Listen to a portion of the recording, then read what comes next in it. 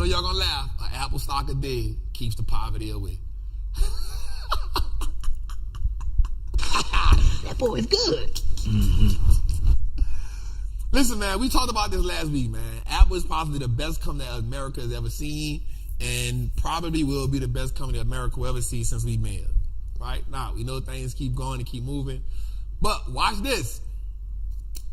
Goldman Sachs has initiated that Apple is a buy right now, and that the stock could go at least to $199. Now they're saying there's multiple tailwinds that can offset the cyclical headwinds that Apple are having. But here's what I want to understand. So Travis, why would you say Apple stock a day? So watch this. The last time Goldman Sachs recommended Apple was 2017. So let's see, 17, 18, 19, 20, 21, 22, 23. 6 years ago, Goldman Sachs recommended Apple. They haven't touched it since then. They've sit on the sideline. Since 2017, Apple is up 300%.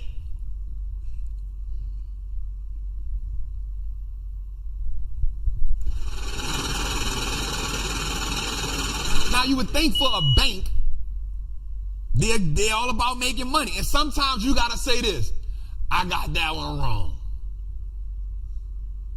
The reason why Warren Buffett has it as its #1 position. An Apple stock a day keeps the poverty away. So let's talk about it. So since 2017, the company's up 300%. Watch this. Apple has brand loyalty.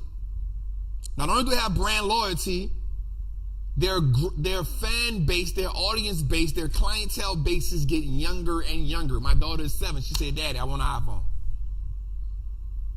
My gullible duck ass went and bought her an iPhone 14. Just keeping it real. Her mama like, bro, why would you go get her an iPhone 14? I'm like, she wanted a phone. What? So, watch this. Brand loyalty. Also, Apple's clientele has gotten is getting younger. I'm gonna just keep it real. The younger generation don't want Androids. No shade. No, they don't want Androids. All right.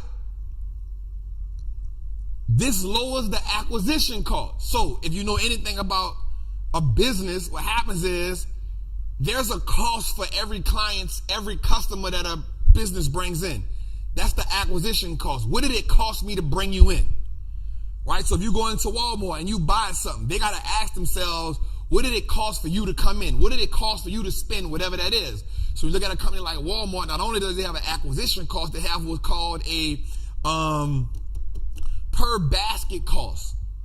Meaning, how much is a customer putting inside of the basket? So they have an average basket cost. So they know now how much every person is spending inside of their cart. So what happens now is they know if I spent $10 billion to get my customers in. So now I can break that down to a per customer.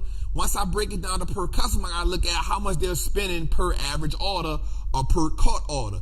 So Apple does the same thing. What Apple says is this, if the iPhone costs this much, if I got to spend this much on ads, how much are they spending?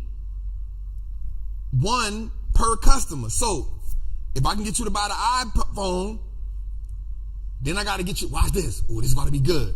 Once I get you to buy the iPhone, I now got to get you to buy storage. You got to get into the iCloud storage. So I get to charge you for that. I get to charge you for storage. And then you may as well get what? Apple Music. I'm charging you for that. $10.99, $7.99, $10.99 you want unlimited. Guess what? You probably gonna get it. But guess what? Can we get them to buy this is the banana in the tailpipe right here. This really pissed me off can we get them to buy the headphones? Once we get you to buy the headphones, it's over. Because you're going to lose them joints. I stopped buying them. I said, man, just give me the Beats, man. I bet you want the Beats, we're going to jack that up a little more too. You going to be safe. You think you safe. You going to get the big joint. Bet. Price increased by 42% since they went over to Apple. You didn't know that, huh? The Beats have increased price by 42% since they've been bought by Apple. Watch this. Let's go a little further. This also encourages the consumer or the customer to do what? Make repeat purchases. So not only does the Apple have that, the brand loyalty, they also have the switching mode. Why do they have the switching mode, Trap? There may be very few people, I'm not going to say none, there's very few people that leave Apple and go to Android. How do we know that? Well, because Apple has 2 billion active users. 2 billion active users. So what does that mean? That means people are consistently buying an iPhone, repeat use. So I'm buying an iPhone, I'm losing the iPhone, I'm getting a refurbished iPhone, I'm getting a good iPhone. Whatever you're doing, I'm stealing an iPhone, getting it, whatever you're doing. Whatever you're doing. You're buying a hot iPhone, you're buying an unlocked iPhone, you're buying a jack. Whatever you're doing, you're going to buy another one. All right, let's go a little further. What's good, trappers, man? It's your boy, the Wall Street Trapper. Right now, I want to invite you to an amazing experience full of value. That is my community, Trappers Anonymous. It's 100% the greatest fundamental investing community on the market. Listen, your portfolio should be a masterpiece. And the only way we get you there is if we help you to learn how to invest with confidence. Now listen, I get it. Like, you don't know a lot about stocks, or maybe you've heard people say how much money they lost in stocks, but I can guarantee you, one, because they weren't in the community, and two, they lack the information. Our goal in Trappers Anonymous is to help you, really to hold your hand on the journey to becoming a confident investor, learning how to navigate through the different events that the stock market goes through to take you from panic to encouragement. There's no better time than now. This is an opportunity only for those who are willing to be on the journey. So listen, man, click the link below. Come join me in Trappers Anonymous, man. I will see you in one of our many classes, whether it's Moat Monday, whether it's the 2-hour class we do on Sunday, or whether it's just a book club. Everything is geared toward making you a better investor so you can triple your net worth and turn your last name to an asset. It's your boy, Wall Street Trapper. See you in the trap. Watch this. The growth in services and new product innovation will not only bring Apple up by 40%, but by 2027, it could be up by 70%. Let's go a little further. Goldman Sachs and other analysts says Apple could hit the $3 trillion mark easy and be on pace to be the first company to be a $4 trillion business. So my only thing to you is this. In order for them to get to $4 trillion, sales got to be good, earnings got to be good, revenue got to be good, and guess what that's going to cause the stock price to do? Go up. As they go up to $4 trillion, an Apple stock away keeps the goddamn poverty away. Watch this. Apple installs new base growth, secular growth, right? See new opportunities in the company to grow. In India and other mature markets such as China, the services business should account for 40% of gross profit by 2027. Watch this. Let's go a little further, Dave. Boom! Last week, what did we talk about? I don't recycle content, but I had to recycle it for your ass. Last week, I told y'all something. Look what I told y'all. I said in 2018, Tim Cook took the Apple iPhone off the earnings report. He took it off the earnings report because he focused more on wearables and accessories and services. Because he couldn't be a new Steve Jobs, but Apple had to take his identity. He's not the most innovative person, but he was good at being a CEO. So when he took that off, yes, the Apple stock did go down. People got mad. But then he made services, which is why we are repeat customers. 20% of the business. People just said it can equate up to 40% of the business moving forward. Bro, he don't even care about the Mac. He don't even care about the iPad. He care about services and the iPhone.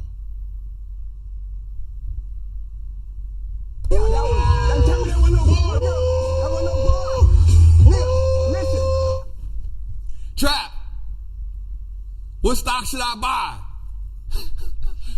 Apple and chill. An Apple stock that they keep the poverty away, man. Let's go a little further, man. I also, man, DraftKings was upgraded, man. Listen, man, sports betting is becoming a thing, man. It is huge, man. Sports betting is becoming a thing. I don't know how. What I do know is I see more DraftKings immersive than anything. They buy all. I'm for the Wall Street looks like us non-network. I am following the DraftKings business model, bro. They go get everybody to influence their thing, man. Look at this clown. DraftKings has been upgraded to a buy by Goldman Sachs, man. Do your homework. This is not investment advice, man. Let's move a little further. All right, so this is good here, y'all. This is good right here, y'all. This is good right here. Watch this. So General Electric cut its CEO's stock award. Now, General Electric canceled it because he was supposed to get $20 million. Watch this. General Electric awarded their CEO a $20 million stock award that they cut if he meets certain thresholds. They wiped out $5 million of the $8.2 million and another $15 million trench. Yo, these CEOs be getting like $1 million in paycheck money, but they be getting a lot of money in stock awards. Watch this. The stock fell by 11% last year, but it is up 8.6% in 5 years. So the stock fell last year, but this year General Electric is up like big. But watch this. They've now split it into healthcare and applying different other businesses, which helps the business, right? But watch this. From the award that he got in 2020, the stock award he got in 2020, it was worth $57 million in 2020. From just stocks. Watch this. If they max it out, by the end of 2024, depending on the highest stock price for a 30-day consecutive in mid-March of 2024, it could be worth up to $147 million. He just flamed all our ass.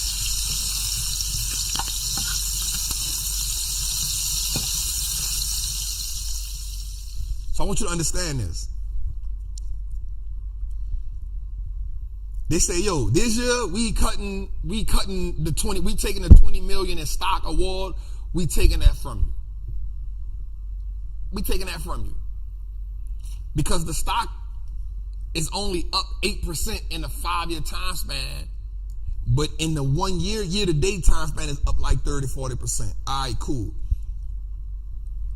In 2024, so that's when the one they got in 2020, in 2024, he get the cash out on it, on the value. So in August 2024, that's when it'll be mature. So for August 2024, whatever the highest the stock price is,